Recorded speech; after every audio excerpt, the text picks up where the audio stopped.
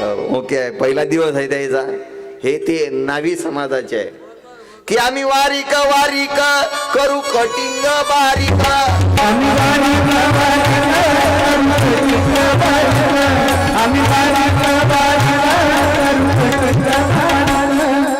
हा आमचा पेटी वादक आहे. याचं नाव आहे रोशन काळे उर्फ परशा. परशा आरची आली आरची.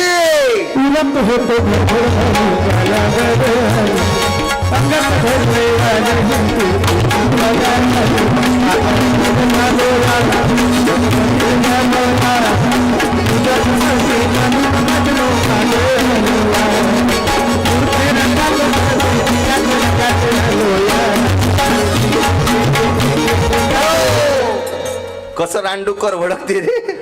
हा आमचा परशा आहे. बरं, याच्या कलरची फुल गॅरंटी आहे. कंपनी कलर आहे, कंपनी कलर. 4-4 वेळा आंघोळ करते, साबणीचा कलर काळा आला पण याचा कलर तोच आहे. बरं, कटिंग आहे एवढ्या भारी करते. मागं इकडं केस वाढवले होते, वर सपाजट केलं.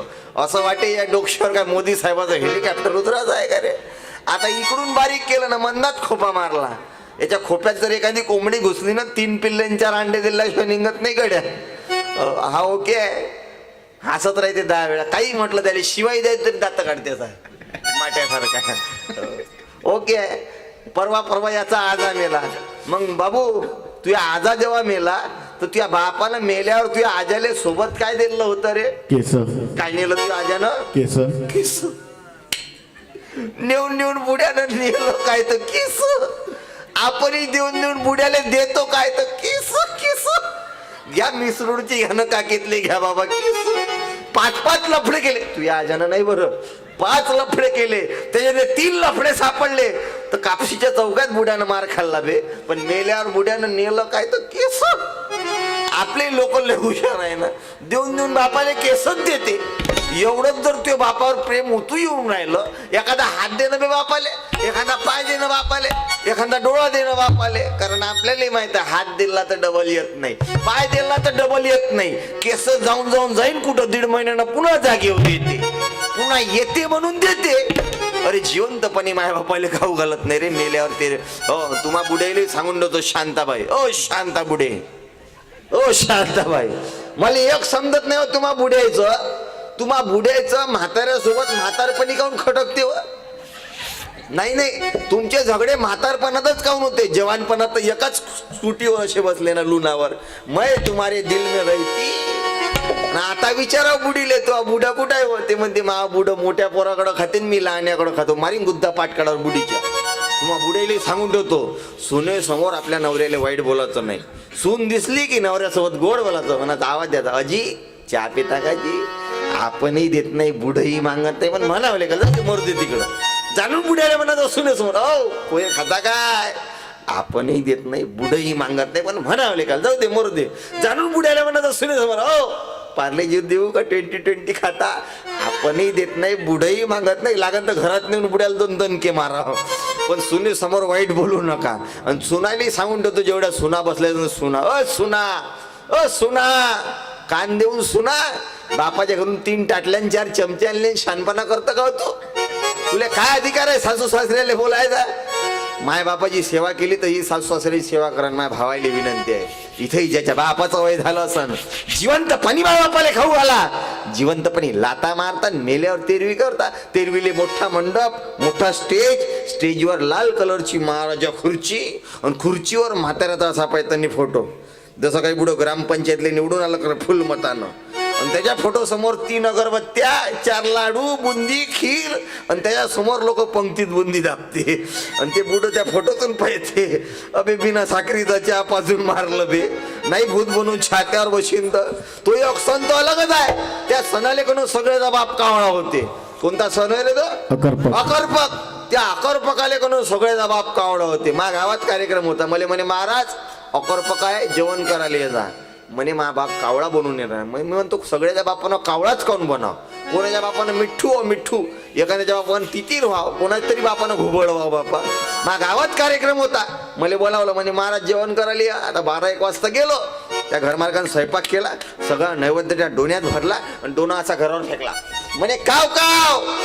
आता 1-1.5 वाजता फेकला, 1:30चे 2ही झाले, कावळं काही आलं नाही. 2चे 2:30 वाजले कावळं काही आलं नाही, गुतलं असून कुठं कामामध्ये.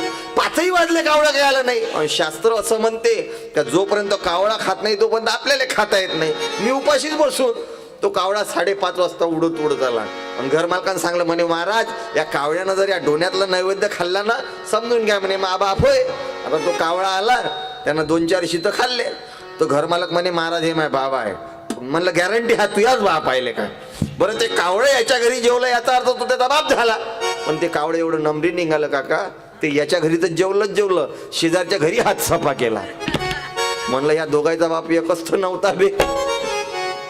तेच कावळं उडलं आणि 3ऱ्या घरी हात मारला. एकच कावळं बंद्या गावात जेवत फिरलं. म्हणलं बुडं बदमाश होतं, लफडेबाज होतं, म्हणून एड्स न मेलं लेखा. मेल्यावर मनसी कसा मग ताईला पंढरीराव कसा मग ताईला पंढरीराव कसा मग पंढरीराव. फकीर महाराज लिहितात शिंदे बाप को रोटी ना देवे मरे बाद पछतावे मूड भर चावल हाथ में लेकर कौवा बाप बुलावे कौवा बाप बुलावे. कसा मग ताईला पंढरीराव मेल्यावर मनसी कसा मेल्यावर मनसी कसा ताईला पंढरीराव कसा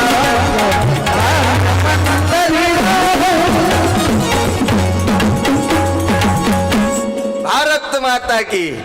तुम्ही मुलं शाळेत जाताना तुमचा अभ्यास पाहू बरं. सांगा रे हा कोणत्या महापुरुषाचा फोटो आहे सांगा पोरं. कोणाचा आहे? राष्ट्रसंत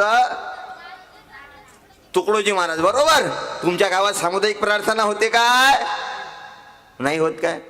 मग सामुदायिक प्रार्थना गावामध्ये झाली पाहिजे. हे तुकडोजी महाराज आहे, याची प्रार्थना तुम्हाला पाठ आहे का पोरी हो? म्हणा बरं. या है प्रार्थना गुरुदेव से यह स्वर्गमय संसार हो अति उच्चतम जीवन बने परमार्थमय व्यवहार. नाही पाठ तुम्हाला. तुम्ही पोरी प्रार्थना चालू करा. हे तुकडोजी महाराज आहे, जापान मध्ये गेले होते बेटा, तिथं खंजरी वाजवली. 18 राष्ट्राच्या प्रतिनिधीले एका जागेवर आणण्याचं काम केलं. कुंभमेळ्यात गेले खंजर घेऊन. त्या कुंभमेळ्यामध्ये अंगाले राखळ लावणारे महाराज, जटा वाढवलेले महाराज, भगवे कपडे घातलेले महाराज, काही बिना कपड्याचे महाराज होते, नागा साधू. आणि तुकडोजी महाराज त्या 14 लाख साधू समाजाचे अध्यक्ष होते. आणि तुकडोजी महाराजनं हातात खंजरी घेतली, स्टेजवर गेले. ते महाराज लोक बोंबलायला लागले, ये कौन सा साधू लाया बे, बोले इसको बाल भी नहीं टकला है, बोले लंबी लंबी मूछे रखी है, बोले सफेद कपड़े, बोले कफनी भी नहीं पहना, बोले भगवी कलर की. आणि तुकडोजी महाराजनं भजनातून आवाज दिला की साधू काही हॉटेलचा चहा पाणी नाही.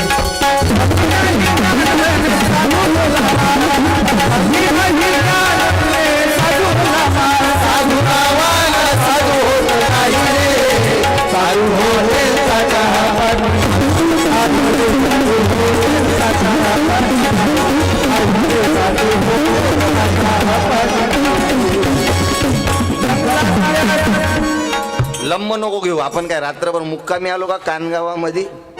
उद्या नागपूरला जायचं, आज कानगावात. महाराजांना सोप्या भाषेत अध्यात्म सांगितलं बाई. हे आता महाराज लोक सांगते ना टीवर आत्मा ब्रह्म पिंड पुनर्जन्म उन्मनी तुर्या सुषुप्ती, हे याच्याही पलीकडलं अध्यात्म तुकडोजी महाराजचं होतं. सोप्या पद्धतीनं सांगितलं. काय सांगितलं? हे प्रार्थना गुरुदेव से. प्रार्थना कोणाला केली? गुरुदेवाले. काय प्रार्थना? शेजाऱ्याची पोट्टी पडून आणून दे की 5-6 हजार 5-6 लाख रुपये दाबू दे. यह स्वर्गमय संसार हो. मग स्वर्गमय संसार कसा होईल? आपल्या घरातला कचरा लोकांच्या दारात ढकलल्यानं होईल काय? उत्तर दिलं, अति उच्चतम जीवन बने परमार्थमय व्यवहार हो. ना हम रहे अपने लिए, हमको सभी सी गर्ज है. गुरुदेव यह आशीष दे, जो सोचने का फर्ज है. याचं भजन तुम्हाला लेकरायला माहित आहे. म्हणा रे शाळेत म्हणत असताना, या भारतात बंधु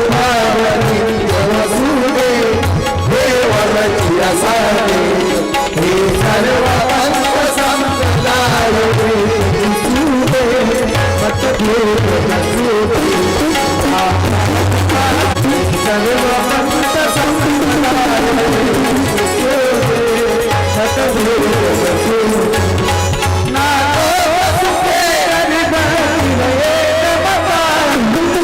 बहिणी